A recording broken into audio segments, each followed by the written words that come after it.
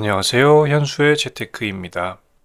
2026년에는 모든 기관이 S&P 500의 상승을 예상하고 있습니다. 도이치뱅크는 8,000포인트까지 갈 거라는 전망치를 제시했습니다. 미국 증시가 상승한다면 좋은 일이지만 한 기관도 예외 없이 모두 상승에 베팅하니까 오히려 좀 찝찝한 느낌이 드네요. 증시에는 오랜 격언이 있죠.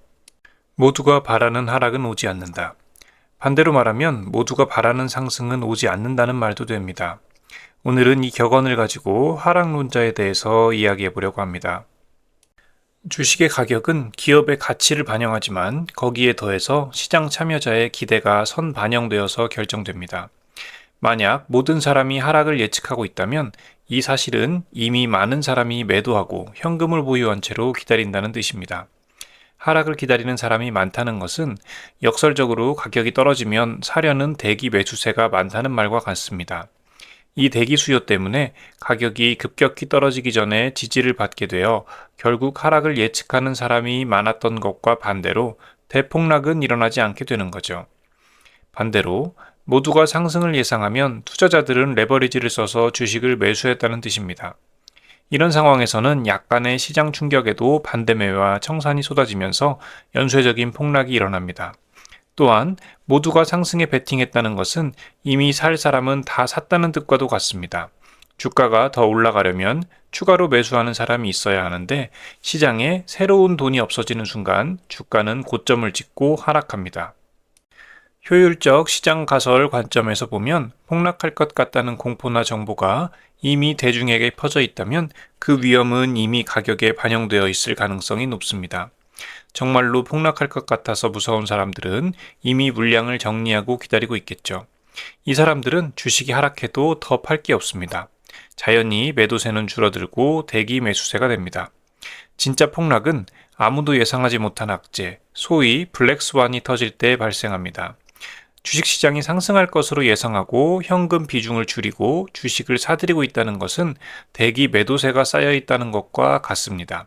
갑자기 악재가 터지면 매도세가 폭발적으로 터져나오면서 시장이 연쇄적으로 하락을 맞게 됩니다. 사실 우리가 하락론자를 보는 시선은 곱지 않을 때가 많습니다. 내가 주식을 보유하고 있는데 떨어질 거라고 외치는 사람을 보면 기분이 좋을 리는 없겠죠. 그렇지만 이 하락론자들은 시장에서 시스템의 감시자 역할을 하면서 긍정적인 역할을 할 때도 많습니다. 시장 참여자들이 모두 낙관론에 취해 있을 때 하락론자들은 끊임없이 이 가격은 본질 가치보다 비싸다는 논리를 제시합니다. 투자자들은 한 번쯤 멈춰서서 자신의 포트폴리오를 점검하게 될 수 있죠. 시장에 과도한 거품이 형성되는 것을 막아서 결과적으로 거품이 터졌을 때의 충격을 줄이는 효과를 냅니다. 하락론자들은 매크로에서도 역할이 있습니다. 보통 이 사람들은 데이터의 뒷면을 보려고 합니다.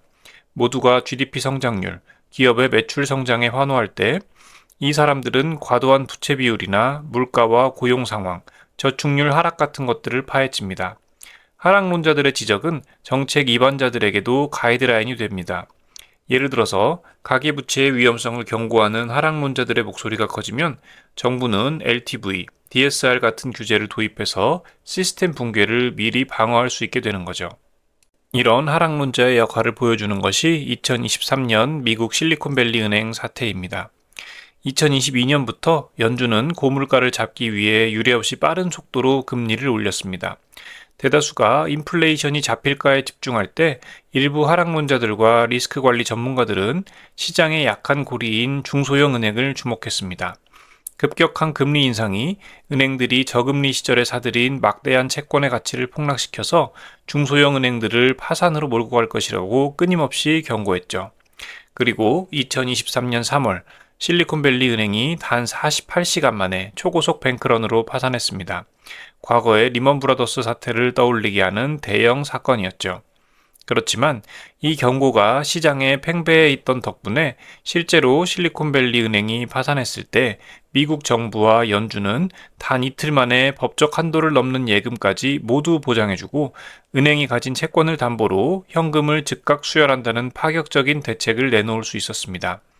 하락론자들이 미리 리스크 시나리오를 써준 덕분에 정부의 대응 속도가 비정상적으로 빨랐고 빠르게 사태를 진압할 수 있었던 거죠. 얼마 전 있었던 제이미 다이먼의 바퀴벌레 이론도 비슷한 예시가 될 수 있겠습니다. 2025년 10월 JP모건의 CEO 제이미 다이먼은 미국의 서브프라임 자동차 대출업체인 트라이컬러와 대형 자동차 부품사 퍼스트 브랜즈가 잇따라 파산하며 JP모건이 수천억 원대 손실을 입은 후 실적 발표 현장에서 이런 발언을 했습니다.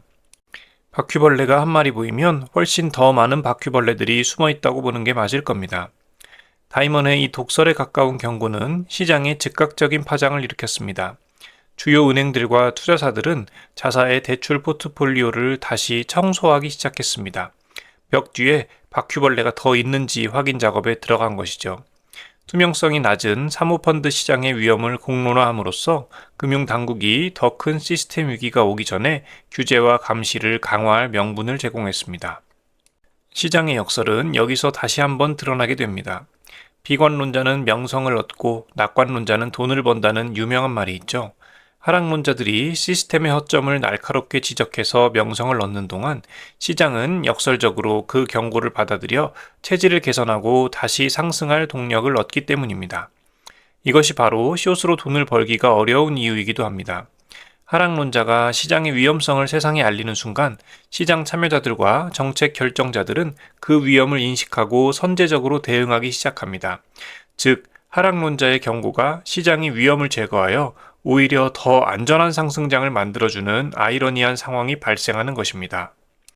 결국 하락론자의 목소리가 커질수록 폭락의 가능성은 줄어들고 오히려 완만한 조정에 그칠 확률이 높아지게 되는 거죠. 모든 기관이 2026년의 상승을 외치는 지금 제가 느끼는 찝찝함의 정체는 바로 이 경고 등의 부재입니다. 모두가 상승만을 바라보고 있다는 것은 시장이 아무것도 대비하지 않고 있다는 뜻입니다. 앞서 말했듯 진짜 폭락은 모두가 대비하고 있는 악재가 아니라 아무도 말하지 않는 블랙스완에서 오기 마련입니다. 그렇다고 해서 제가 지금 당장 하락을 예측하면서 보유한 주식을 모두 팔거나 시장을 떠나겠다는 뜻은 아닙니다.